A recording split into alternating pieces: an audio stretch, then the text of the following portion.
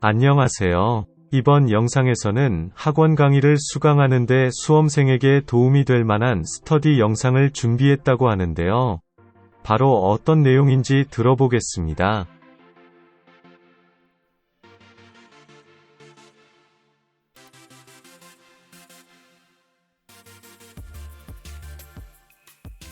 네, 안녕하십니까.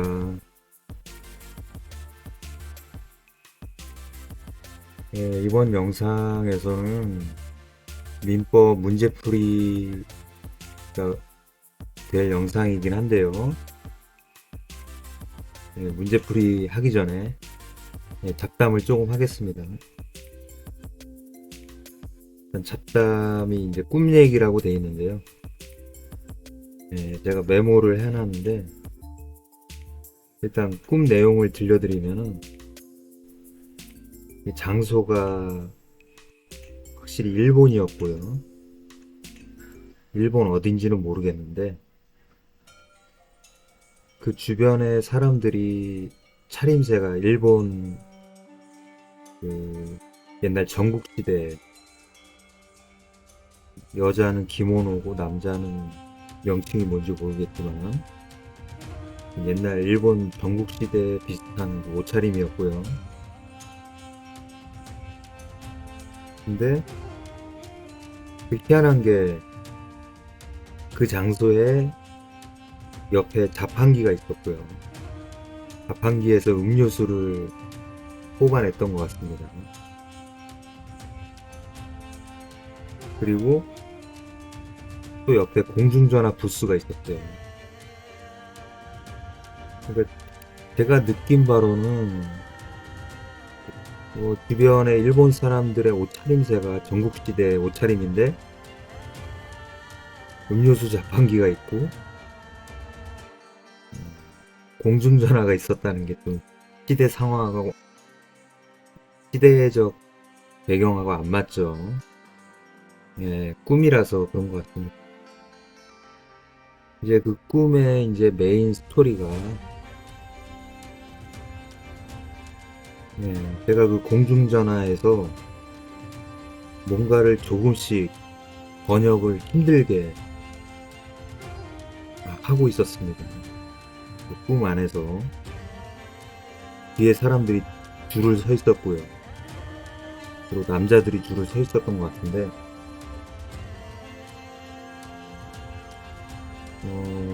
어쨌든 일본어를 제가 잘 못하기 때문에 일본어 번역 때문에 되게 힘들어하는 장면이 제 꿈에 대부분 나왔던 장면이고요. 꿈 얘기를 왜 드렸냐면은 요거 바로 전에 영상이 회계원리 문제풀이 영상이었고요. 그것도 계산 문제. 제가 엄살 같은 걸로 재밌으려고 말씀드린 게 아니고 실제로 회계원리 계산 문제는 제 머릿속에 뇌가 좀 실제로 많이 힘들었던 것 같습니다. 요새 밤낮이 바뀌어서 계속 왔었기 때문에 낮에 잠을 자다 꿈을 꿨던 거고요. 더워서 깨가지고 또 늘 그렇듯이 PC방 가가지고 민법 다음 단원 이제 타이핑을 다 해왔는데요. 지금 이번 영상에서 할 게 이제 권리와 의무 2장이죠. 1장은 지난 영상에서 했기 때문에 이제 2장 권리와 의무에 대해서 문제풀이를 할 거고요. 그래서 그냥 하도 꿈이 희한해가지고 잡담으로 얘기를 해봤고요. 그 다음으로 할 얘기가 이제 과목 1차 과목이 이제 3과목인데 과목의 특성이나 뭐 회계원리 때문에 좀 만약에 내년에 1차 시험을 봤는데 시험 점수가 최악으로 나오게 되면 어떤 식으로 나올까 예상을 해봤는데요. 지금 당장 시험 친다면은 예상 점수가 더 내려갈 거고요. 일단은 1년 가까이 넉넉하게 기간이 준비가 돼 있기 때문에 회계원리 점수 최악으로 나왔을 때 50점 잡았고요. 시설 개론 55점, 105점이죠. 60점으로 딱 합격하려면 180점을 맞아야 되는데, 그러면 최소 민법에서 75점이 나와야겠죠.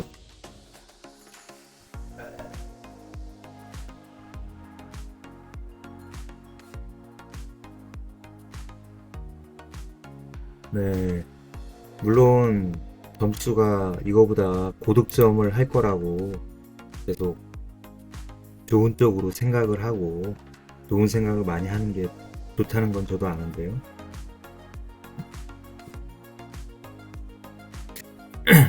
근데 최근에 회계원리 문제 풀이 영상을 해보니까 이게 장난이 아니었고요. 진짜 이 시험에 죽기 살기로 매달리지 않으면 높은 점수를 받기가 쉽지 않겠구나.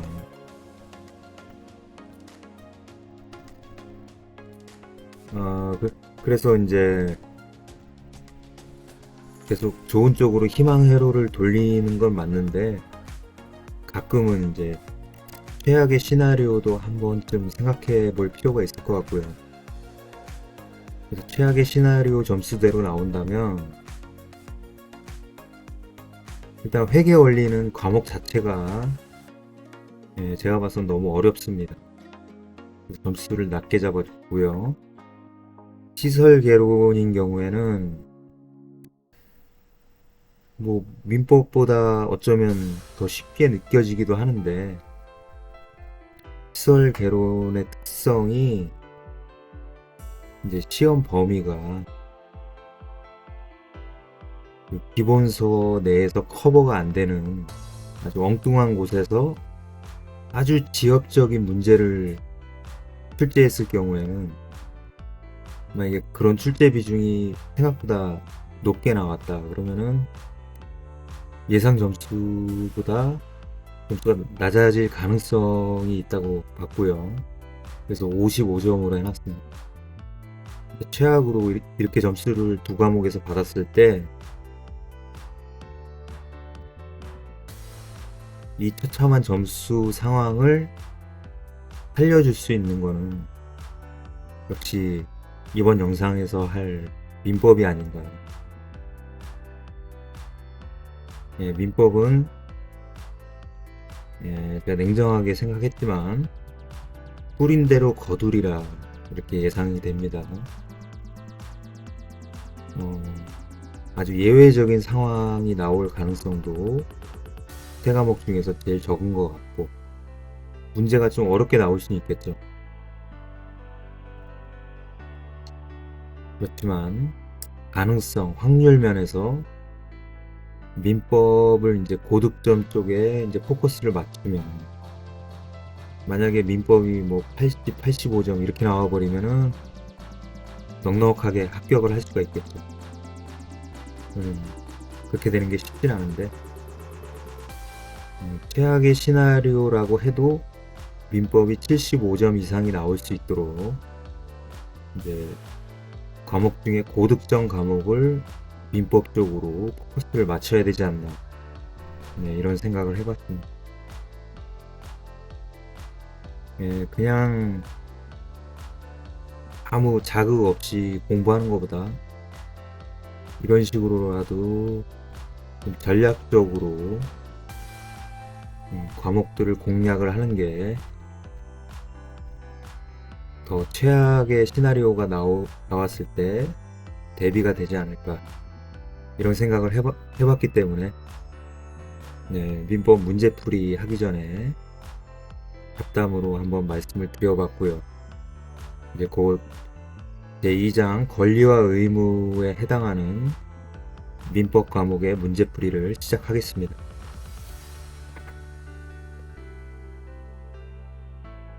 그 목차를 보면 초반에 호의 관계나 뭐 권리의 분류, 법률 관계 그런 것들이 나오고요. 그다음에 뭐 권리 상호 간의 관계도 있고 형성권도 나오고 권리 자체에서 이제 충돌과 경합, 권리의 내용이나 효력에 대한 것도 나오고요. 그 뒤쪽으로 가면은 거의 대부분이 세 글자로 신의칙, 일곱 글자로 신의성실의 원칙, 이게 주구장창 나옵니다. 그만큼 신의성실의 원칙이 출제 빈도로 봤을 때 권리와 의무 파트에서는 가장 출제율이 높고 중요하다 이렇게 봐야겠죠. 어쨌든 지금은 시험 볼 때까지 기간이 많이 남아있기 때문에 그냥 기본 학습이라고 생각하고, 기본 강의는 이제 9월 달에 나올 예정인데 기본 강의를 대비해서 미리 이런 문제풀이를 해보면서 예방주사를 맞고 있다고 생각합니다. 독감에 걸리지 않으려면 예방주사를 맞아야죠. 어쩌면은 기본 강의 이후로 이제 체계적으로 강의가 나올 텐데 그 단계를 겪을 때 뭔가 좀 살짝 탄력을 받을 수도 있지 않을까, 이런 기대도 조금 해보고요. 네, 그럼 바로 문제풀이 들어가겠습니다. 호의 관계라는 게 권리와 의무에서 어떤 내용인지 한번 호의 관계에 관한 다음 설명 중 옳지 않은 것을 고르는 문제였고요. 정답이 4번이라고 나와 있죠. 호의 관계에 대해서는 과실상계의 법리를 적용하지 않는 것이 판례 입장이다. 이건 아니죠. 호의 관계라는 거는 상대방이 예를 들어 나한테 호의 관계로 호의 동승을 했다든가, 뭐 집들이에 초대를 했다든가, 어떤 파티에 초대를 했다든가, 뭔가 호의적인 관계에서 뭔가를 했는데 거기서 뭔가 문제가 생겼을 때 과실상계의 법리를 적용을 해야 그 호의적으로 뭔가 베푸른 사람한테 이제 피해가 덜 가도록 한 거라고 좀 봤었고요. 해설을 읽어보겠습니다. 호의관계에 수반하여, 이건 호의관계에 수반하여 손해가 발생한 경우 호의급부 제공자에게 전부 책임을 지게 하는 것은 지나치게 가혹함으로 무상계약의 법리, 신의칙, 과실상계의 법리를 적용하여 호의급부 제공자의 책임을 경감하고 있다. 호의급부 제공자의 책임을 경감하고 있다. 실제로 상식적으로 이게 맞겠죠. 저장 좀 하고요. 그래서 나머지 지문들은 한번 읽어보겠습니다. 호의관계는 법률관계와는 구별되는 생활관계이므로 원칙적으로 법률 문제가 생길 여지가 없다. 호의관계에 수반하여 손해가 발생한 경우에 그 손해를 누가 부담할 것인가 하는 문제가 제기될 수 있다. 호의관계에 대해서는 무상계약에서의 책임감경의 법리를 유추 적용할 수도 있다. 호의관계와 법률관계를 구별하는 기준은 대가성 또는 유상성에 기인하지 않는다. 우리 법률이 아주 딱딱한 분야긴 한데 그래도 아직까지는 호의관계에 대해서 약간의 유도리를 두는 것 같습니다. 너무 심하다 이거죠. 호의 동승을 했는데 차 사고가 나면서 이제 운전자가 본능대로 핸들을 좌측으로 꺾을 텐데요. 그럼 보조석에 있던 분이 더 많이 다칠 수가 있죠. 그랬을 때 너무 가혹하게 책임을 묻지는 않도록 장치가 되어 있는 것 같습니다. 예, 고위급부 제공자의 책임을 경감을 하고 있다. 예, 제가 호의를 베풀었을 때 뭔가 예기치 못한 사고가 생긴다면 그래도 책임이 좀 경감이 될 것 같네요. 네, 호의 관계 여기까지 보고요. 권리의 분류 보겠습니다. 권리를 분류할 때 연결이 옳지 않은 것은 상계권이 청구권. 상계권이 그냥 의사표시만 해도 예, 의사표시만 해도 되는 형성권이라는 거죠. 상계권이. 나머지는 다 옳은 표현이라는 건데 소유권은 지배권이다. 맞고요. 사원총회에서 결의권은 사원권이고 계약 해제권도 형성권이죠. 소유권 이전 등기 청구권은 재산권이다. 이거는 어느 정도 난이도가 그렇게 높지 않은 문제인 것 같고요. 네, 다음 문제 보겠습니다.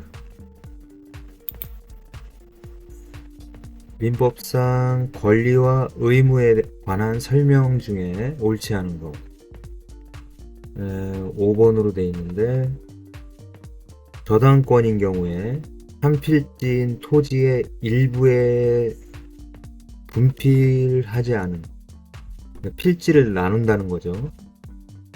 분필하지 않은 상태로 저당권이 설정이 되는가? 예, 이게 정답인 걸 보면 아니란 얘기죠. 해설 보겠습니다.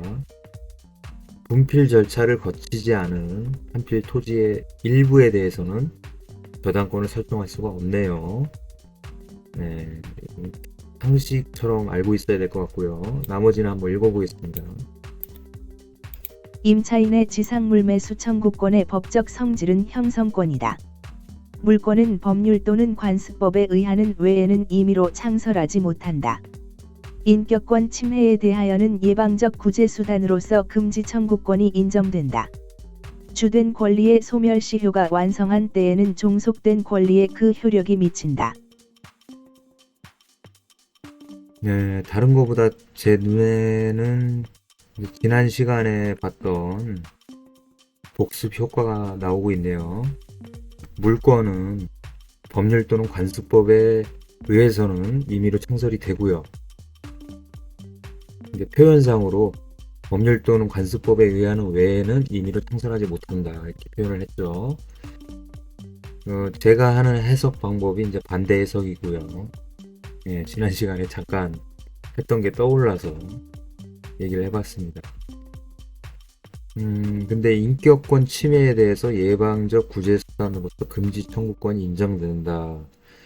이거는 저로서는 좀 생소한 내용인 것 같긴 한데 맞는 지문인 거죠.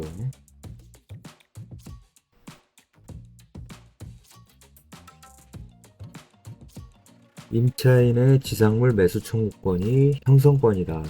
이것도 뭐 알고 있어야 될 것 같고요. 저당권이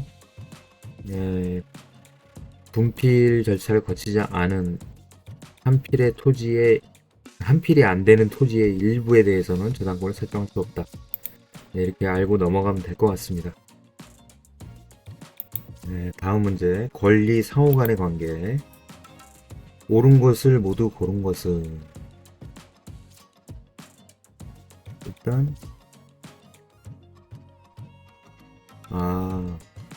기역 디귿이 옳은 내용이고 니은은 틀린 내용이라고 하네요.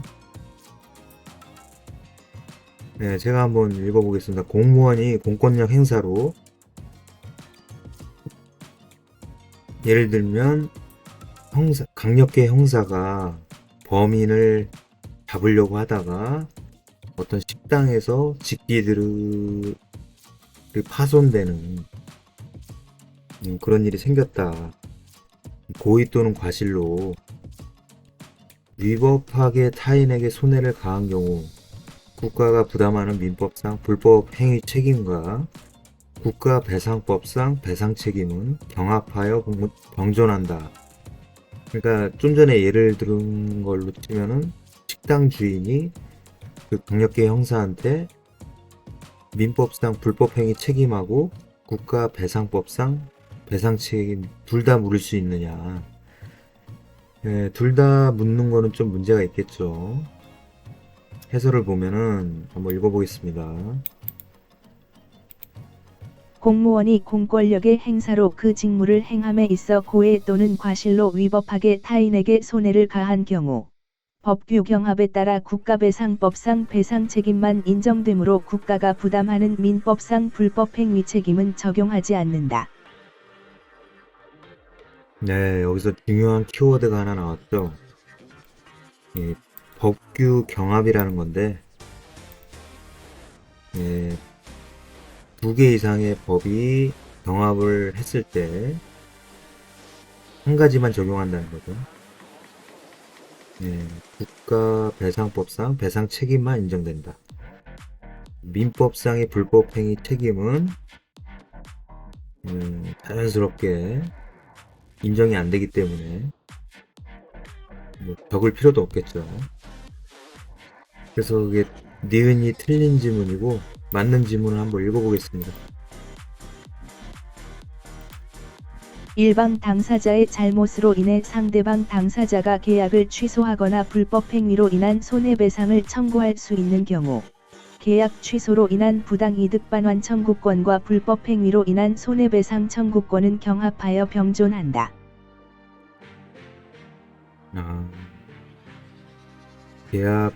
계약을 취소하거나 불법 행위로 인한 손해배상을 청구할 수 있는 그런 상황에서는 계약 취소로 인한 부당이득 반환 청구권하고 불법 행위로 인한 손해배상 청구권이 경합하여 병존한다. 그러니까 둘 중에 선택적으로 청구를 할 수가 있겠죠. 그래서 이거는 맞는 지문이 됐고요. 네, 또 맞는 지문. 매매의 목적물에 물건의 하자가 있는 경우 매도인의 하자담보 책임과 채무불이행 책임은 별개의 권원에 의하여 경합하여 병존할 수 있다. 그럼 기억하고 디귿은 경합하여 병존할 수 있다는 입장인데 니은도 경합하여 병존한다고 했지만 실제로는 민법하고 국가배상법이 이제 충돌을 했을 때는 법규 경합에 따라 국가배상법만 적용이 된다는 거 이제 기억하고 넘어가겠습니다. 네, 그 다음 이제 신의성실의 원칙이 나오네요. 옳지 않은 것은 신의성실의 원칙에서 옳지 않은 거 빠르게 보겠습니다. 5번이네요. 관련 법령을 위반하여 무효인 편입 허가를 받은 자, 편입생이겠죠. 편입 허가를 받은 자에 대하여 오랜 기간이 경과한 후 편입학을 취소하는 것은 신의 측의 위반이다. 근데 틀린 지문이다. 그러면 위반이 아니라는 얘기죠. 관련 법령을 위반하여 무효인 편입 허가. 강행 규정인 관련 법령을 위반하여 무효로 되는 사안이네요. 편입 허가를 받은 자에 대하여 오랜 기간이 경과한 후 편입학을 취소하는 것은 신의 측 위반은 아니다. 바로 취소를 하지 왜 뒤늦게 취소를 했느냐라고 따질 수가 없다는 거죠. 네, 더 깊게 생각하면 골치 아프니까 이 정도로 이해를 하고요. 나머지는 한번 읽어보겠습니다. 세무사와 의뢰인 사이에 약정된 보수액이 부당하게 과다하여 신의 측에 반하는 경우 세무사는 상당하다고 인정되는 범위의 보수액만 청구할 수 있다. 계속적 보증계약의 보증인은 주채무가 확정된 이후에는 사정 변경을 이유로 보증계약을 해지할 수 없다. 병원은 입원 계약에 따라 입원 환자들의 휴대품이 도난되지 않도록 할 신의칙상 보호 의무를 진다. 인지청구권은 포기할 수 없는 권리이므로 실효의 원칙이 적용되지 않는다.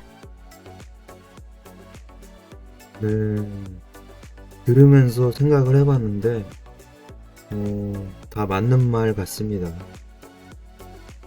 이게 뭐 주의할 거는 보증에서 주채무가 확정된 이후에는 사정 변경을 이유로 보증계약을 해지할 수 없다. 이 정도가 되겠네요. 인지청구권은 가족법상의 청구권인데 보통 가족법상에 관련되면 그거는 실효의 원칙이 적용이 안 되겠죠. 병원에서는 도난품을 신경을 써줘야 된다.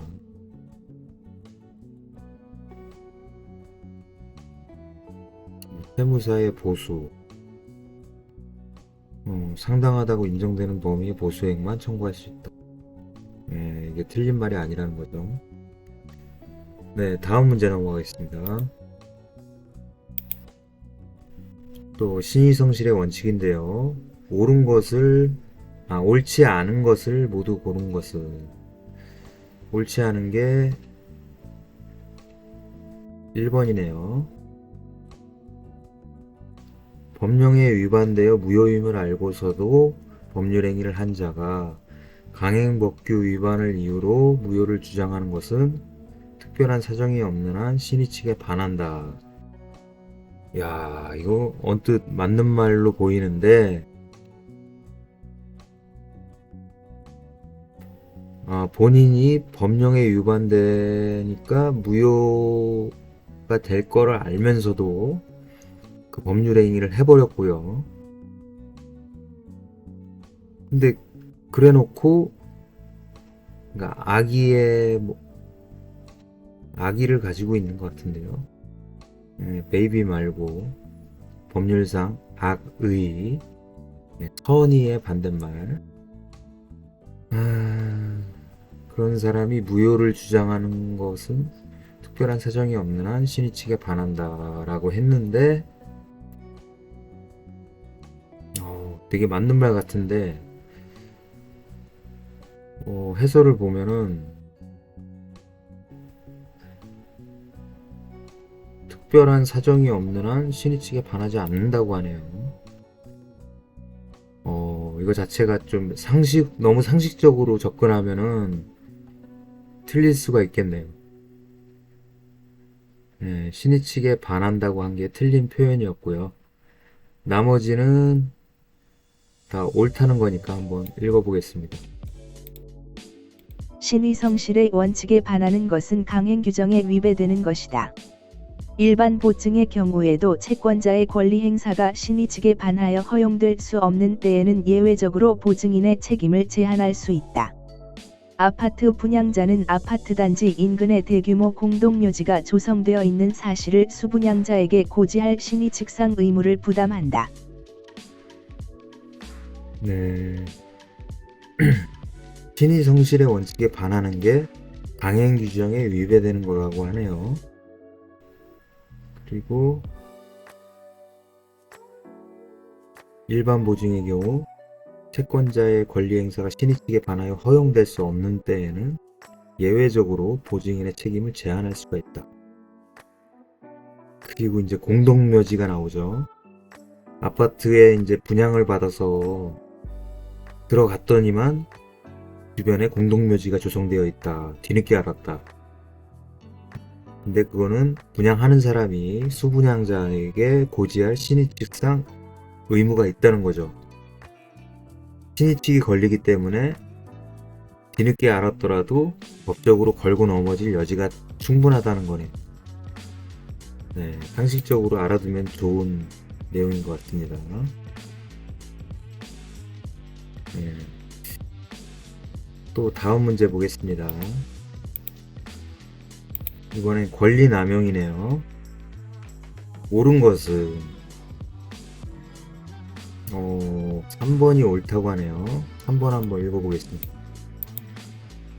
당사자 간의 합의로 권리남용 금지 원칙의 적용을 배제하기로 하는 특약은 허용되지 않는다. 당사자끼리 권리남용 금지 원칙의 적용을 배제할 수가 없다. 특약으로. 보통 꼼수를 써서 특약을 쓰는데 그 꼼수가 허용되지 않는다는 거네요. 옳은 지문이었고요. 나머지는 틀린 지문인데 어떤 좋은 말들이 나올지 한번 읽어보겠습니다.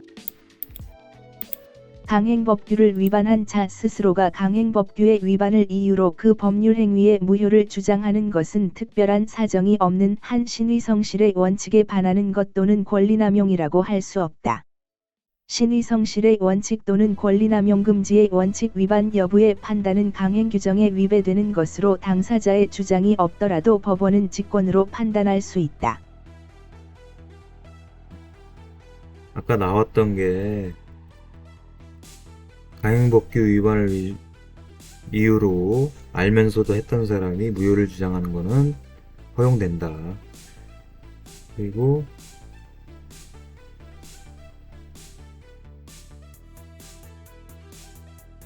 상대방이 권리남용을 주장하지 않는다면 법원이 이를 직권으로 판단할 수가 없다고 했는데 해설을 보면은 판단할 수 있다고 돼 있네요. 그 다음에 채무자가 소멸시효에 기한 항변권을 행사하는 경우 권리남용 금지 원칙에 지배를 받지 않는다고 했는데 받겠죠. 항변권 행사에서 채무자가 경우에 따라서 권리남용 금지의 원칙에 적용을 받는다.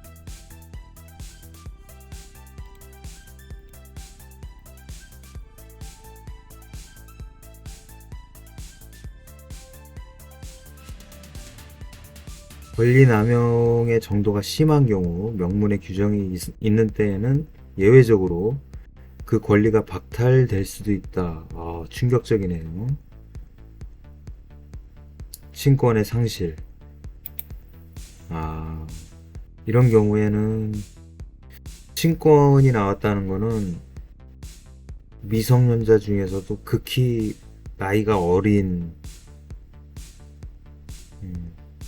친부모가 권리남용의 정도가 심한 경우에는 그 친권이 상실될 수가 있다. 이 정도로 알아두면 될 것 같습니다. 다음 문제 보겠습니다. 이제 OX 문제네요. OX 문제 좀 속도를 내보겠습니다. 권리는 의무를 수반함으로 민법상 권리만 있고 의무가 없는 경우나 의무만 있고 권리가 없는 경우는 인정되지 않는다고 했는데 권리와 의무는 일반적으로 대응이 되지만 예외적으로 권리만 있는 경우도 있고 의무만 있는 경우도 있다고 합니다. 권리만 있는 경우는 형성권이고 의무만 있는 경우는 공고 의무, 등기 의무, 감독 의무 이런 게 있네요. 그 다음은 맞는 지문이기 때문에 읽어보겠습니다. 인격권은 일단 침해되면 사후적 구제수단만으로 완전한 회복이 어렵기 때문에 인격권 침해에 대해서는 사전 예방적 구제수단으로서 침해행위 방지 청구권 등의 금지 청구권도 인정된다는 것이 판례의 태도이다. 좋은 내용이고요. 이게 나중에 다른 문제 지문으로 또 등장을 하게 됩니다. 인격권 침해에 대해서 사전 예방적 구제수단으로서 침해 행위 방지 청구권 등의 금지 청구권이 인정이 된다. 이거 기억을 해놔야겠죠. 그 다음 틀린 지문이네요. 모든 권리가 침해되면 당연히 불법 행위가 성립한다.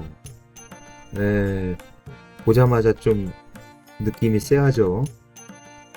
지배권이 침해되면 원칙적으로 불법 행위가 성립하지만 청구권이 침해된 경우에는 항상 불법 행위가 성립하는 것은 아니다. 청구권에서 원칙을 벗어나는 게 예외겠죠. 예외적으로 청구권에서는 침해된 경우 항상 불법 행위가 성립하는 것은 아니라고 하네요. 그래서 틀린 지문이 됐고요. 또 4번 지문 보면은 이것도 중요한 지문인데요. 채권자 취소권이 인문 강의에서 강의하는 교수님이 엄청 강조를 하셨는데, 채권자 취소권은 법원의 판결이 없더라도, 이거 이상한 소리죠. 권리자의 의사표시만으로 법률관계 변동을 가져오는 형성권이다. 채권자 취소권이 형성권은 맞는데 반드시 법원의 판결이 있어야 됩니다. 그래서 법원의 판결을 필요로 하는 형성권이다. 정확하게 기억을 해두시면 좋습니다. 다음 질문. 전세권 설정자의 전세권 소멸 청구권은 명칭상 청구권으로 되어 있으나 그 성질이 왜 항변권이냐? 형성권이죠. 청구권으로 적어놨지만 성질이 형성권이다. 알고 넘어가면 될 것 같고요. 또 틀린 질문이네요. 조건부 권리, 기한부 권리 등은 현재의 효력을 발생시키는 권리가 아니므로 효력 발생 전에는 양도, 상속, 담보, 처분, 가등기를 할 수 없다고 써놨는데, 할 수 있다는 게 맞는 표현이 되겠습니다. 길어서 뭐 외우기도 그렇고 그냥 납득을 하고 넘어가겠습니다. 또 틀린 지문이네요. 항변권, 거기에는 상대방의 청구권의 존재를 인정하지 않는 영구적 항변권과 청구권의 존재를 인정은 하지만 그 행사를 저지할 수 있는 영기적 항변권이 있다. 이렇게 이상 야릇하게 표현을 해놨는데 역시 틀린 지문이었고요. 옳은 지문을 보면은 항변권은 모두 청구권 존재 자체는 인정을 합니다. 다만 청구권의 행사를 영구적으로 저지하느냐 아니면 일시적으로 저지하느냐, 거기에 따라서 영구적 항변권과 영기적 항변권으로 나눌 수가 있다. 이건 잘 기억을 해야겠네요. 다음 지문 보겠습니다. 또 틀린 지문이네요. 동일한 생활 사실이 수개의 법규가 정한 요건에 해당하지만 하나의 법규가 다른 법규를 배제하여 하나의 권리가 발생하는 경우를 권리의 경합이라고 한다? 좀 말이 이상하죠? 권리 자체가 여러 개 발생하는 경우를 권리의 경합이라고 하고, 하나의 권리 규정이 다른 권리 규정을 배제하여, 아까 국가배상법이 그랬죠? 원래부터 하나의 권리만 발생하는 경우를 법규의 경합, 법조 경합, 그 국가배상법하고 민법하고 충돌했을 때 법조 경합이기 때문에 국가배상법만 적용됐던 그 케이스를 생각하시면 될 것 같습니다. 다음 질문. 오랜만에 옳은 질문 한번 읽어보겠습니다. 전세 목적물이 전세권자의 고의로 멸실된 경우에 소유자인 전세권 설정자는 전세권자에게 채무불이행에 기한 손해배상 청구권과 불법행위에 기한 손해배상 청구권을 가지며 양자는 청구권 경합이 관계에 있다. 여기서 중요한 거는 전세권자의 고의로 멸실이 된 경우, 그럴 때는 손해배상에 대해서 두 가지, 채무불이행에 기한 손해배상 청구권, 불법행위에 기한 손해배상 청구권, 두 가지 청구권이 경합의 관계에 있다. 이렇게 알고 넘어가면 될 것 같고요. 또 맞는 질문이네요. 토지에 대해서 지상권과 사용대차권이 충돌을 했다. 권리 성립의 선후에 관계없이 지상권이 우선한다. 왜 우선하는가? 지상권이 물권이니까 그렇습니다. 사용대차는 채권이죠. 지배권인 물권이 청구권인 채권에 무조건 우선한다. 이렇게 알고 넘어가면 될 것 같습니다. 그 다음에 틀린 질문이네요. 신의 측은 채권법 분야에서 권리남용 금지는 물권법 분야에서 주로 발달을 해왔다. 양자는 그 적용 범위와 요건 등을 달리하므로 중복 적용을 할 수 없다고 표현을 했는데 이게 틀리다는 거죠. 판례에서는 권리 행사가 신의 측에 위반하는 경우에는 권리 남용이 된다고 중복 적용을 인정한다고 합니다. 중복 적용을 인정한다는 거를 기억을 해야 되겠네요. 네, 그 다음에 신의 성실의 원칙은 법적 안정성의 보호를 목적으로 한다고 했는데 땡, 틀렸고요. 추구하는 이념은 구체적 타당성에 있다. 그렇다고 하네요. 이건 좀 헷갈릴 수가 있긴 한데 다음에 또 나오겠죠. 네, 그 다음에 이사라고 하면은 이 민법에서는 거의 법인의 이사를 얘기하는 거죠. 법인의 이사로 재직하는 중에 채무액과 변제기가 특정된 회사의 확정 채무에 대하여 보증을 섰다. 확정 채무에 대해서 이사직을 사임한 자, 그 다음에 이제 퇴사를 했는데 사정 변경을 이유로 그 보증 계약을 해지할 수 있는가? 땡, 안 된다. 이사의 지위에서 부득이 회사의 계속적 거래 관계로 인한 불확정 채무에 대하여 보증인이 된 자가 그 이사직을 떠난 경우에는 사정 변경을 이유로 그 보증 계약을 해지할 수 있지만 이사로 재직 중에 회사의 확정 채무를 보증한 경우에는 안타깝지만 사정 변경을 이유로 보증 계약을 해지할 수 없다. 그러니까 퇴사를 하더라도 그 보증 계약에 대해서 책임을 져야 된다는 거네요. 회사 업무 처리상 보증을 섰으면 금액이 꽤 클 것 같은데 안타까운 소식이네요. 네, 안타까움을 뒤로 하고 다음 문제. 분양회사는 아파트 단지 인근의 쓰레기 매집장, 아까 공동매지랑 비슷한 거네요. 건설될 예정이라는 사실을 알았더라도 이를 수분양자에게 고지할 신입직상의 의무를 부담해야죠. 부담하지 않는다고 써놨기 때문에 땡이죠.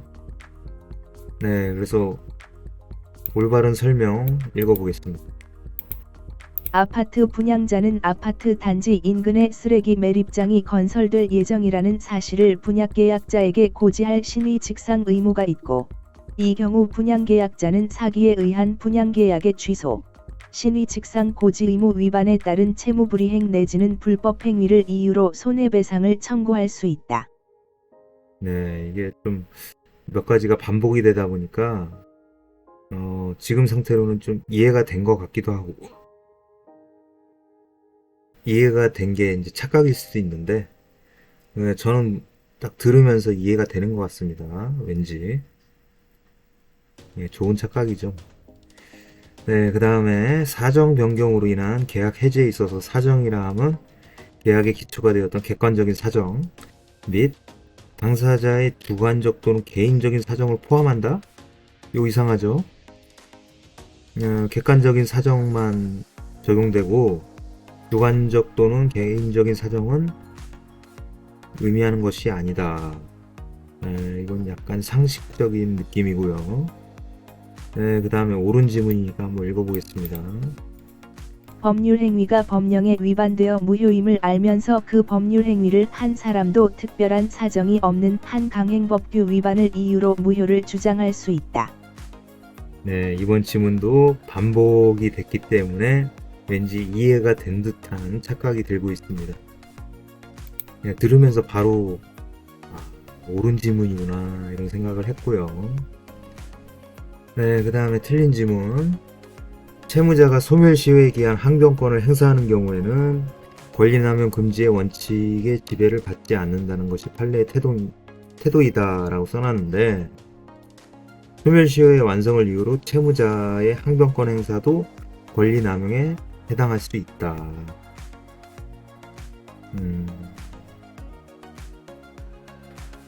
좀 애매하긴 하지만 틀린 지문이다 이렇게 보고 넘어가면 될 것 같습니다.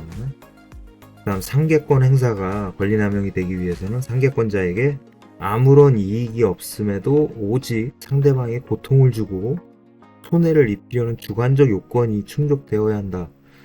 느낌이 세하죠, 이거는. 아니, 이거 뭐 드라마나 영화도 아니고 상대방한테 고통을 주고 손해를 끼친다는 거는 좀 너무 말이 이상하고요. 예, 올바른 표현은 상계권의 행사가 권리남용이 되기 위해서는 일반적인 권리남용의 경우에 요구되는 주관적 요건을 필요로 하지 않는다고 하네요. 다행입니다. 이거 주관적인 거 다 적용을 시켜주면은 난리 날 것 같은데요.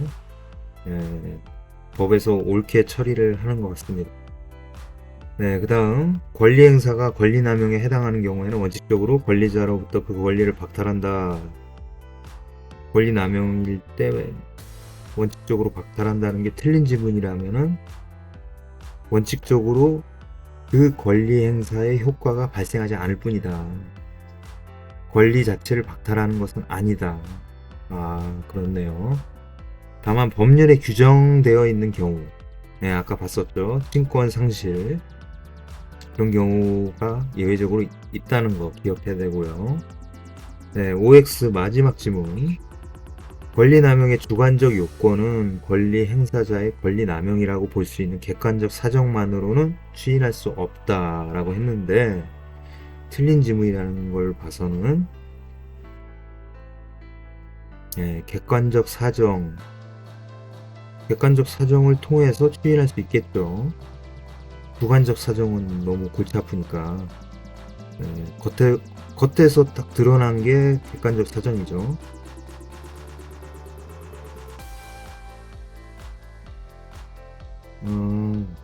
앞에 주관적 요건이라고 해놨네요. 권리남용의 주관적 요건. 그 주관적 요건조차도 권리 행사자의 권리 남용이라고 볼 수 있을 만한 객관적인 사정이 있어야 된다. 그 사정이 있어야 추인을 할 수가 있다. 네, 이렇게 알고 넘어가면 될 것 같습니다. 와우. 문제가 많이 남았는데 시간은 벌써 한 50분이 다 돼가네요. 네, 좀 더 약간씩 속도를 더 내보겠습니다. 네, 법률 관계 다시 앞부분 넘어왔고요. 옳지 않은 것은 3번.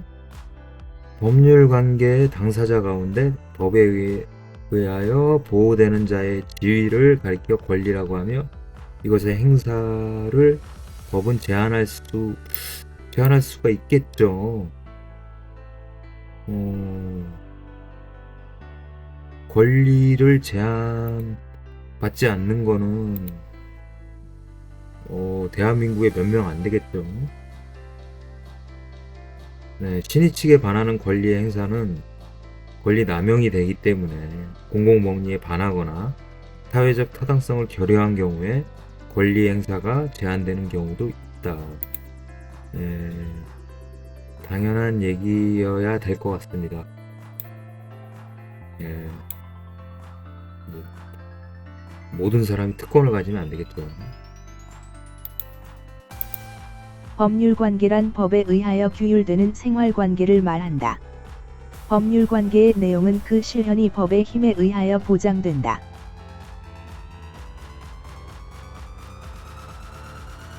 권리의 행사는 권리자의 자유에 맡겨져 있음이 원칙이다. 동일한 물건에 대한 권리가 충돌하는 경우에 먼저 성립한 권리가 우선함이 원칙이다. 동일한 물건에 권리가 여러 개가 충돌을 하면 가장 먼저 성립한 권리가 우선함이 원칙이라고 하네요. 네, 다음 문제 넘어가겠습니다. 호의관계. 옳지 않은 것은 4번. 과실상계의 법리를 적용하지 않는 것이 판례 입장이다. 과실상계의 법리를 적용해서 좀 봐주는 게 판례 입장이겠죠. 나머지는 읽어보겠습니다. 호의관계는 법률관계와는 구별되는 생활관계이므로 원칙적으로 법률 문제가 생길 여지가 없다. 호의관계에 수반하여 손해가 발생한 경우에 그 손해를 누가 부담할 것인가 하는 문제가 제기될 수 있다. 호의 관계에 대해서는 무상계약에서의 책임 감경의 법리를 유추 적용할 수도 있다. 호의 관계와 법률 관계를 구별하는 기준은 대가성 또는 유상성에 기인하지 않는다. 아, 이거 왠지 아까 봤던 문제랑 똑같은 것 같은데, 일부러 확인까지는 안 하겠고요. 그냥 어차피 반복하면 좋은 거니까 넘어가겠습니다.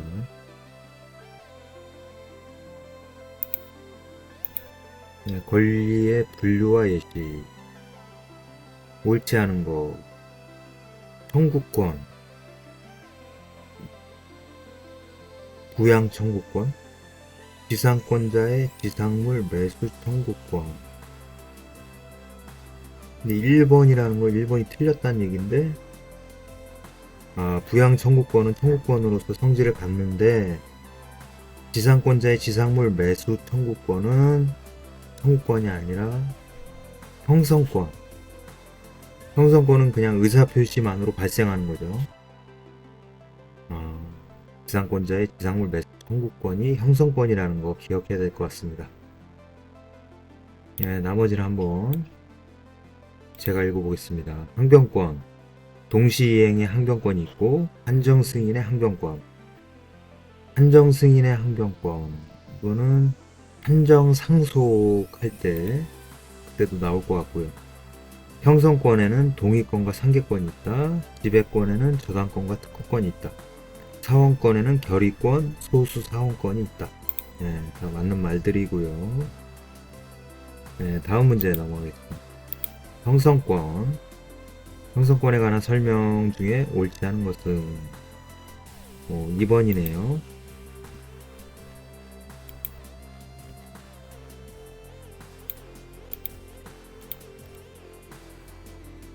이번이 계약의 해제권은 형성권인데 형성권이 아니라고 해놨네요. 그래서 2번이 틀린 지문이고 나머지는 맞는 지문. 채권자 취소권은 반드시 재판상으로만 행사해야 하는 형성권이다. 이거 채권자 취소권이 반드시 재판상으로 행사해야 되는 형성권이다. 아주 중요한 지문이었고요. 형성권의 행사로 법률 관계를 변경시킬 수 있다. 민법전의 청구권으로 표기된 군허리 중에는 그 본질이 형성권인 것도 있다. 건물 소유 목적의 토지 임대차 기간이 만료된 경우 임차인이 행사하는 임대차 계약의 갱신 청구권은 형성권이 아니다.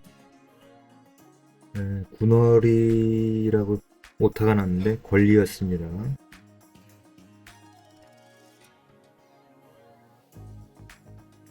근데 여기 토지 임대차 기간이 만료된 경우 건물 소유 목적인 임차인이 행사하는 임대차 계약의 갱신 청구권은 형성권은 아니라고 하네요. 주의를 해야 될 것 같습니다. 다른 것들은 다 좋은 말이었고요. 다음 문제 보겠습니다. 권리에 대한 설명 중 틀린 거 2번이네요. 왜 틀렸는지 한번 보겠습니다. 형성권은 권리자의 일방적 의사표시로 법률관계를 변동시킬 수 있는 권리. 여기까지는 아무리 봐도 맞는 표현인데 이에 속하는 상계권, 해제권, 채권자 취소권은 재판상 행사하여야 한다. 채권자 취소권은 맞겠고요. 상계나 해제는 재판을 안 해도 할 수 있을 것 같은데요. 상계권, 해제권은 형성권이지만 형성권으로서 상대방에 대한 의사표시만으로 충분하고 재판상 행사할 필요까지 없다. 행사할 필요는 없다. 절차가 복잡해지니까. 그래서 2번이 틀린 지문이었고 나머지 읽어보겠습니다. 청구권은 특정인이 다른 특정인에게 일정한 행위를 요구할 수 있는 권리로서 물권, 가족권 등으로부터도 발생한다. 항변권은 상대방의 청구권 행사에 대하여 일시적 또는 영구적으로 작용을 저지할 수 있는 권리이다. 제3자가 지배권을 침해한 때에는 원칙적으로 불법 행위가 성립하며 지배권자는 침해 행위의 배제를 청구할 수 있다. 일신전속권에는 특정인에게만 귀속되어야 하는 귀속상의 일신전속권과 권리자 자신이 행사하여야 하는 행사상의 일신전속권이 있다.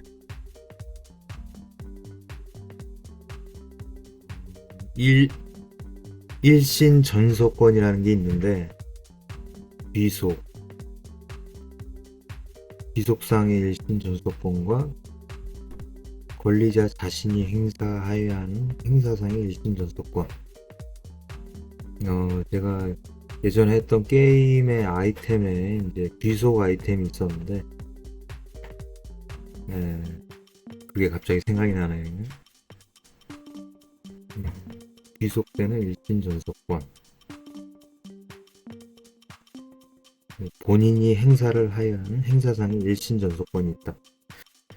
이거 처음 보다 보니까 잠깐 확인을 해봤고요. 어쨌든 중요한 거는 채권자 취소권은 재판상 행사를 꼭 해야 된다. 상계나 해제권은 그냥 의사표시로 발생하는 형성권이다. 아무래도 채권자 취소권이 좀 특이해가지고 강의하시는 분도 강조를 했던 것 같습니다. 내용 봤고요. 다음 문제 보겠습니다. 권리의 충돌과 경합. 옳지 않은 거. 시간상 좀 빨리 보겠습니다. 4번이네요. 임대차가 종료하면 임대인인 소유자는 임차인에게 소유권에 기하여 목적물의 반환을 청구할 수 있을 뿐이다. 뿐이고, 이게 좀 말이 이상하죠? 해설 보면 임대차가 종료했습니다. 그러면 임대인은 소유자죠. 소유자인 임대인은 임차인에게 소유권에 기하여 목적물 내놔 하고 반환을 청구할 수 있을 뿐만 아니라 임차권 종료에 기한 반환 청구권을 선택적으로 청구할 수 있다. 목적물이 한 개이기 때문에 두 개를 달라고 할 수는 없고 선택적으로 청구를 할 수가 있다. 근데 이 4번 지문 보면은 소유권 얘기만 했죠. 소유권에 기한 거랑 임차권 종료에 기한 반환 청구권 두 개가 있다는 거 기억을 해야 될 것 같고요. 나머지는 혜미가 읽어드리겠습니다. 전세 목적물이 전세권자의 고의로 멸실된 경우에 소유자인 전세권 설정자는 전세권자에게 채무불이행에 기한 손해배상 청구권과 불법 행위에 기한 손해배상 청구권을 가지며 양자는 청구권 경합이 관계에 있다. 하나의 생활사실이 여러 개의 법규의 요건을 충족하여 동일한 목적을 가지는 여러 개의 권리가 발생하는 경우에는 권리의 경합이다. 공무원의 직무상 불법 행위 책임에 대하여 국가배상법과 민법의 규정이 경합하는 경우 전자만이 적용된다. 여기서 전자라는 거는 국가배상법을 얘기하는 거고요.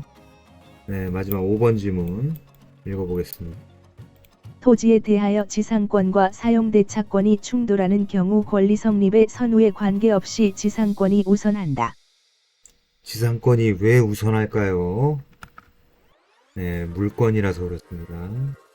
사용대차는 채권이죠. 점점 이런 조각조각의 이제 그런 지문들이 조금씩 머릿속에 쌓이는 것 같습니다. 아주 좋은 징조라고 생각하고요. 다음 문제 넘어가겠습니다. 권리의 내용 및 효력인데요. 옳은 것은 4번이다.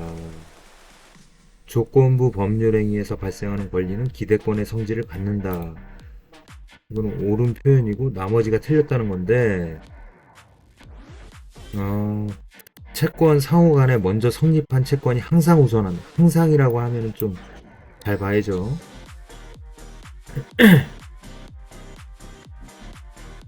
채권 상호 간에 있어서는 먼저 채권을 행사한 자가 우선한다.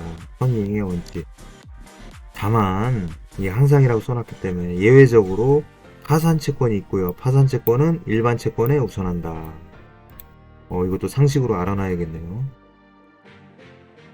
채권과 물권 상호 간에는 항상 채권이 우선한다. 개소리죠.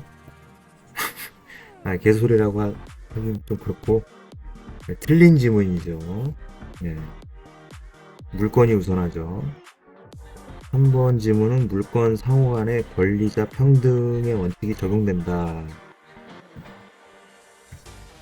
권리자 평등이 아니고 먼저 성립한 권리가 나중에 성립한 권리에 우선한다. 순위의 원칙이 있고요. 5번을 보면 소유권과 제한물권 사이에서는 소유권의 성질상 소유권이 우선한다고 했는데 얘가 알고 보니까 제한물권이 우선하네요. 제한물권의 현실화를 이유로 현실적으로 제한물권이 더 우선한다. 소유권보다. 더 충격적이긴 한데 일단 받아들여야죠.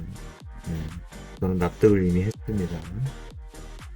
네, 다음 문제 보겠습니다. 형성권이네요. 재판상으로만 행사할 수 있는 형성권. 이거 손이 가네요. 그냥 채권자 취소권. 네. 이거 좋은 말이니까 한번 혜미가 읽어드리겠습니다. 동의권, 취소권, 추인권, 계약의 해제 및 해지권, 상계권, 매매의 일방예약 관결권, 상속 포기권 등은 권리자의 일방적 의사표시만으로 효과가 생기는 형성권이지만 채권자 취소권, 친생 부인권, 혼인 취소권, 재판상 이혼권, 입양 취소권 등은 법원의 판결에 의하여 효과가 생기는 형성권이다. 공유물 분할 청구권, 지상권자의 지상물 매수 청구권 등은 명칭은 청구권이지만 형성권으로서의 성질을 가지는 것으로 공유물 분할 청구권은 협의 또는 재판에 의해서 분할할 수 있다. 좋은 말이었고요. 채권자 취소권 말고는 다 뭔가 가족법상의 가족관계에서 발생하는 그런 권리들인 것 같습니다. 네, 딱 여기까지만 보고 넘어가겠습니다. 그 다음 이제 나머지 문제들은 다 신의성실의 원칙, 신의칙, 셋, 둘, 여섯, 일곱 개네요. 신의성실의 원칙, 나머지 7문제 바로 보겠습니다. 신의성실의 원칙 이하 신의칙에 관한 설명으로 옳은 것은 5번이네요. 채무자의 소멸시효에 기한 항변권 행사에 대해서도 신의칙이 적용될 수 있다.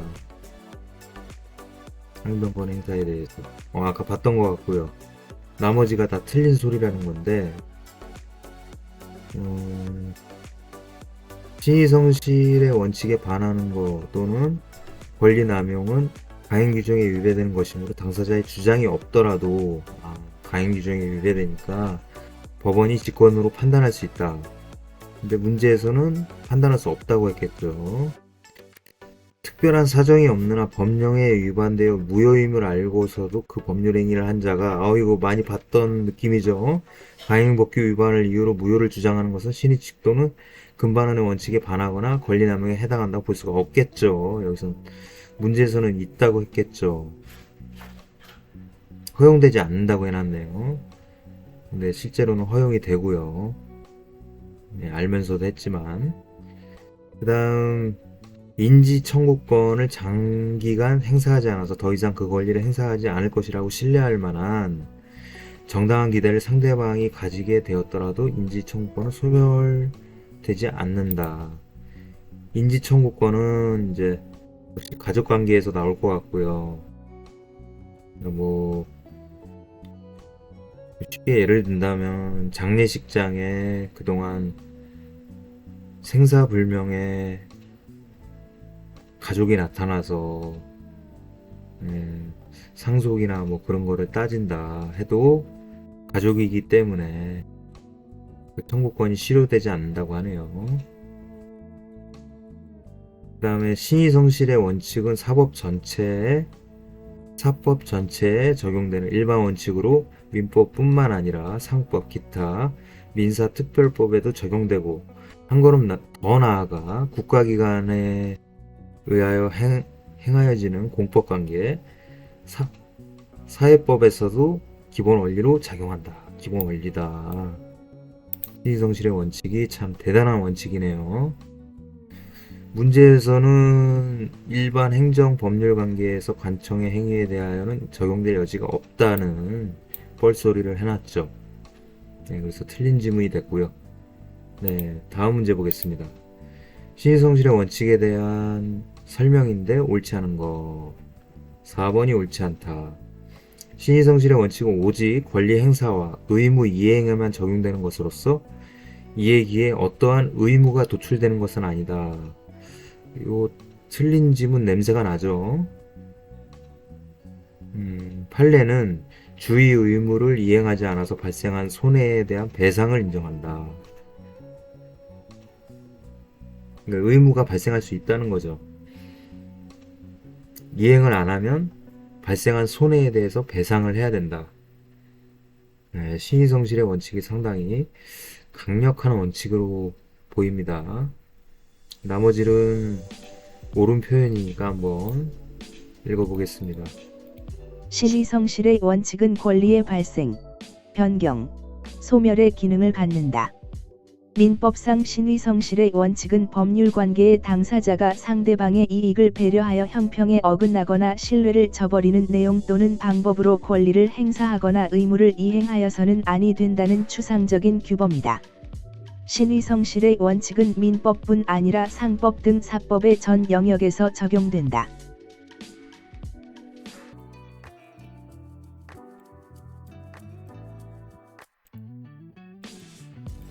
신의성실 원칙의 위반 또는 권리남용은 당사자의 주장이 없더라도 직권으로 판단할 수 있다. 네, 신의성실의 원칙을 위반하면 강행법규 위반이 되기 때문에 당사자의 주장이 없더라도 법원이 직권으로 판단할 수 있죠. 네, 앞에서 봤던 내용입니다. 네, 그래서 네, 4번이 틀린 지문이라는 거 확인했고요. 다음 문제 보겠습니다. 신의성실의 원칙 내지 그 파생 원칙의 적용에 관한 판례 입장과 다른 것은 판례 입장하고 다른 게 1번이다. 근로자가 아무런 이의 없이 퇴직금을 수령했고 의원 면직일로부터 5년이 경과를 했다. 그렇다고 하더라도 사직원의 작성과 제출이 자신의 형에 의하여 이루어졌다면 의원 면직의 무효를 주장할 수 있는가? 결론은 없다. 네, 해설 한번 읽어보겠습니다. 근로자의 형이 사직원을 제출하게 된 경위 및 근로자가 아무런 이해 없이 퇴직금을 수령한 점 등 재반 사정에 비추어 볼 때 의원 면직일로부터 5년여가 경과한 후에 이와 같은 소를 제기하는 것은 신의칙 내지 금반원의 원칙에 반한다. 신의칙에도 걸리고 금반원의 원칙에도 걸린다고 하네요. 네, 나머지 지문은 옳은 지문이니까 한번 쭉 읽어보겠습니다. 매매계약 체결 후 9년이 지났고 시가가 올랐다는 사정만으로 계약을 해제할 만한 사정 변경이 있다고 볼 수 없고 매수인의 소유권 이전 등기 청구가 신의칙에 위배된다고 할 수 없다. 병원은 입원하여 치료를 받는 환자의 휴대폰 등의 도난 방지에 필요한 적절한 조치를 강구해줄 신의칙상의 보호 의무를 부담한다. 법률 행위가 법령에 위반되어 무효임을 알면서 그 법률 행위를 한 사람은 특별한 사정이 없는 한 강행법규의 위반을 이유로 무효를 주장할 수 있다. 이사의 지위에서 회사와 제3자 사이의 계속적 거래로 인한 불확정한 회사 채무에 대하여 보증인이 된 자가 그 후 퇴사한 때에는 보증계약을 해지할 수 있다. 네, 법인 이사가 불확정 회사 채무에 대해서 보증을 섰을 때는 퇴사하면은 그 보증계약을 해지할 수 있다고 하네요. 네. 앞에서 봤던 내용들이 또 나오기 때문에 민법이 좀 제대로 공부하면은 끊임없이 반복이 되기 때문에 노력한 만큼 나중에 성과가 나올 것으로 예상을 하고 있습니다. 다음 문제 보겠습니다. 역시 신의성실의 원칙에 관한 설명으로 옳은 것은 4번. 옳은 거니까 한번 읽어보고요. 소멸시효 완성 전에 채무자가 채권자에게 시효 중단 조치가 불필요하다고 믿게 하는 행동을 하였고 채권자도 이를 신뢰하였다면 채무자는 소멸시효의 완성을 주장할 수 없다. 이게 옳은 지문인데, 채무자가 채권자에게 시효 중단 조치가 불필요하다고 믿게 하는 행동을 했다. 야, 이거 진짜 악의의 채무자네요. 채권자가 이를 신뢰했다면 채무자는 소멸시효의 완성을 주장할 수 없겠죠. 당연히 이거는 정의의 이름으로 너를 용서하지 않겠다, 그거하고 일맥상통할 것 같고요. 이게 옳은 지문이고 다른 게 틀린 지문이니까 또 확인을 해봐야겠네요. 당사자의 주장이 없더라도 법원은 직권으로 판단할 수 있다.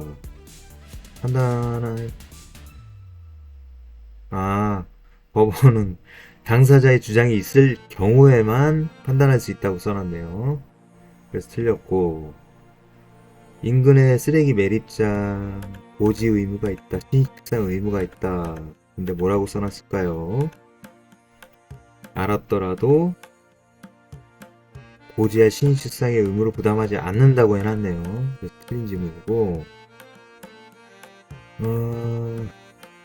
이거는 좀 기네요. 지방자치단체로부터 매수한 토지가 공공공지에 편입되어 매수인이 의도했던 주관적인 매수 목적을 달성할 수 없게 되어 손해를 주관적인 매수 목적을 달성할 수 없게 됐다.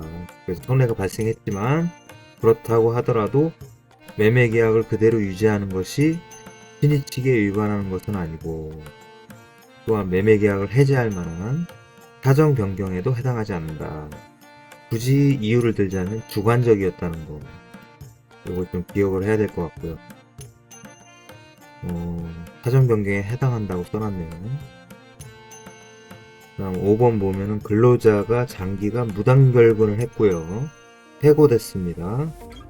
공탁된 퇴직금을 조건 없이 수령한 후 8개월이 지났다. 해고 무효의 확인을 뒤늦게 구했다. 신의칙에 반한다.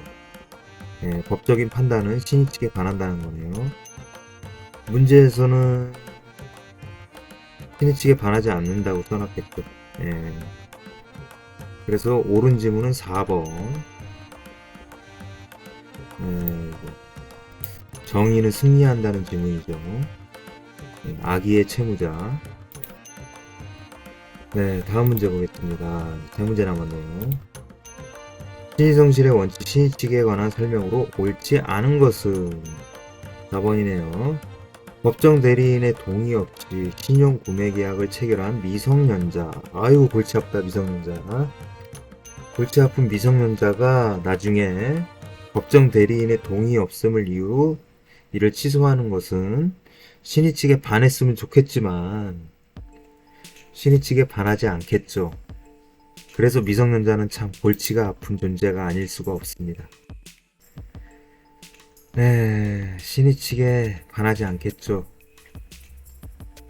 법정 대리인 동의 없이 신용 구매 계약을 체결한 이 제멋대로인 미성년자가 그 동의 없음을 이유로 계약을 취소하는 것은 신의칙에 반하지 않으니까 허용이 된다고 봐야겠죠. 이거는 뭐라고 할 수도 없고, 하여튼 미성년자가 나오면 저는 딱 보자마자 골치가 아프네요. 미성년자하고 절대 거래를 하면 안 될 것 같고요. 나머지는 옳은 지문이니까 한번 쭉 보겠습니다. 권리 행사와 의무 이행이 신의칙에 반하는 것은 당사자의 주장이 없더라도 법원이 직권으로 판단할 수 있다. 본인을 상속한 무권대리인이 본인의 지위에서 무권대리의 추인을 거절하는 것은 신의칙상 허용되지 않는다. 아파트 분양자는 아파트 단지 인근에 공동묘지가 조성되어 있는 사실을 수분양자에게 고지할 신의칙상의 의무를 부담한다. 갑자기 촉이 왔는데요. 이게 만약에 비슷한 게 실제 시험 지문으로 등장한다면은 여기서 나왔던 공동묘지하고 쓰레기 매립장 둘 중에 하나는 꼭 나올 것 같습니다. 네, 촉이 그렇고요. 네, 5번 지문 마저 읽어보겠습니다. 강행규정에 위반하는 계약임을 알면서도 이를 체결한 자가 나중에 그 강행규정 위반을 이유로 당해 계약의 무효를 주장하는 것은 원칙적으로 신의칙 위반이 아니다. 네, 이것도 좀 미성년자랑 비슷한 케이스인데요. 이거는 뭐 사회적 안정성을 고려한 게 아닌가 그런 생각이 들고요. 가행 규정에 위반하는 계약임을 알면서도 계약을 체결한 자가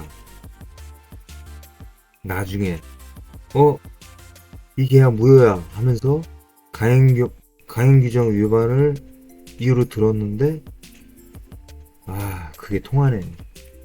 신의칙 위반이 아니기 때문에 참 안타까운 얘기고요. 다음 문제 보겠습니다. 신의성실의 원칙에 관한 설명을 옳지 않은 거.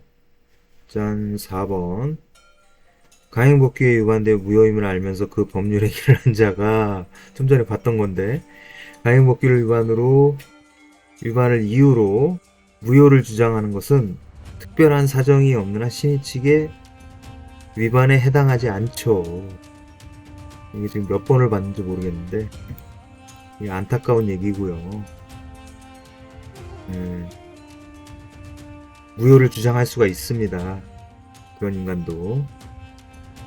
나머지는 맞는 표현이니까 쭉 읽어보겠습니다. 사정 변경의 원칙은 신의성실의 원칙의 적용례로서 계약 준수 원칙의 예외이다.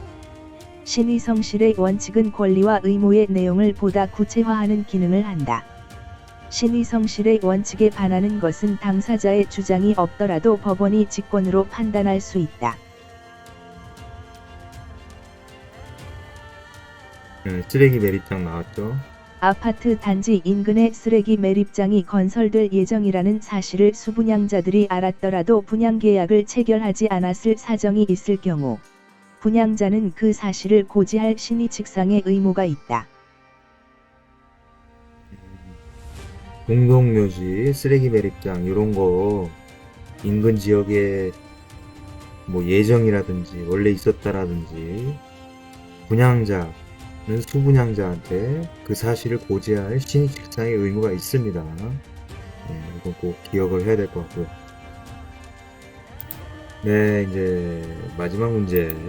신의칙.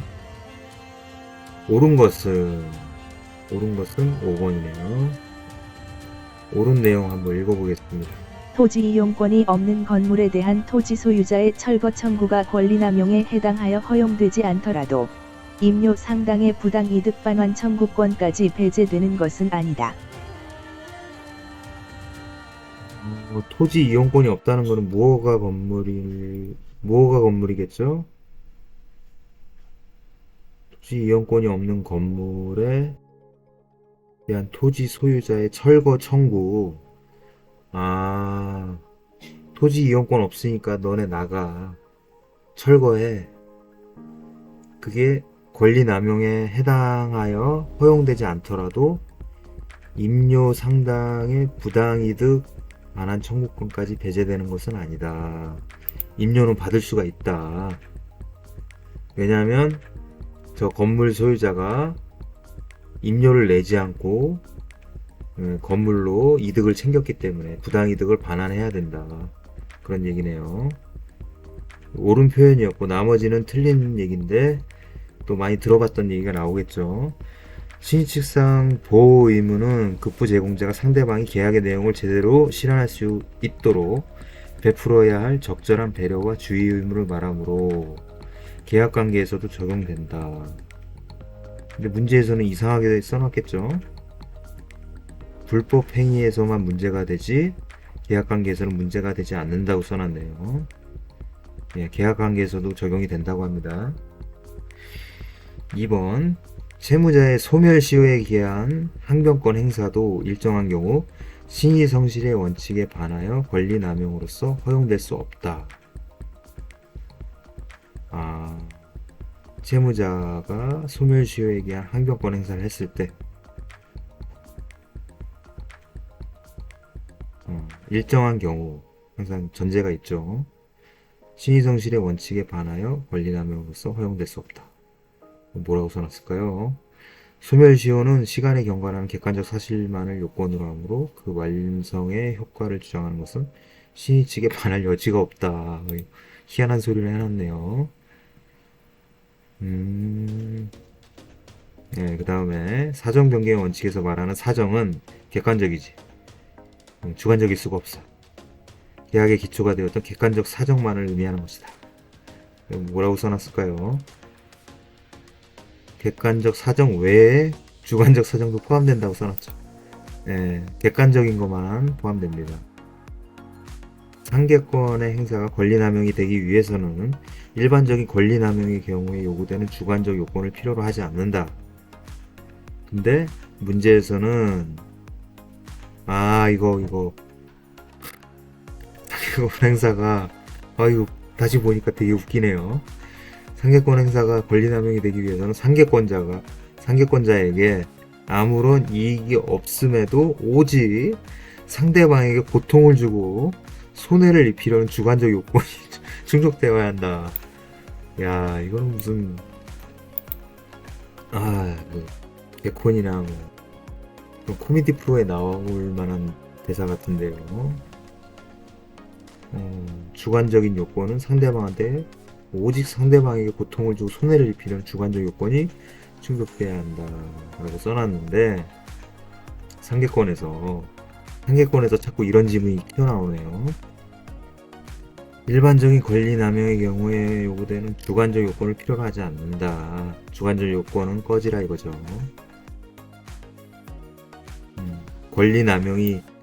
권리남용이라는 것을 입증하기 위해서는 이런 주관적인 요건을 필요로 하지 않는다. 객관적인 건 또 모르죠. 네, 어쨌든 고통과 손해라는 건 상당히 재밌는 질문이었습니다. 네, 이렇게 해서 준비된 문제를 다 풀어봤고요. 회계 원리 때문에 마음이 좀 복잡하긴 한데, 아무리 봐도 요리 보고 저리 봐도 민법이 아무래도 효자 과목이 될 가능성이 높습니다. 그래서 효자 과목을 잘 준비해 가지고 다른 과목에서 미흡한 점수가 나왔을 때 그때를 대비해서 민법을 최대한 높은 점수를 받을 수 있도록 저는 당연히 그렇게 노력을 할 것이고요. 영상을 보시거나 시험 준비하시는 분들도 본인 상황에 맞는 전략적인 수험 전략, 전략적인 공부 방법 그런 것들을 잘 찾아보시고 내년에 있을 내년 7월 달에 1차 시험 있죠. 내년 7월까지 지치지 마시고 저하고 같이 이제 그때까지 시험장까지 준비 만땅 해가지고 시험장에 가서 좋은 결과가 있었으면 좋겠습니다. 이렇게 해서 이번 영상은 민법 총칙의 권리와 의무에 관련되는 여러가지 문제들을 정답하고 해설을 보면서 가볍게 살펴보는 시간이었습니다. 다음에 기회가 되면 또 뵙도록 하고 이만 물러가도록 하겠습니다. 감사합니다.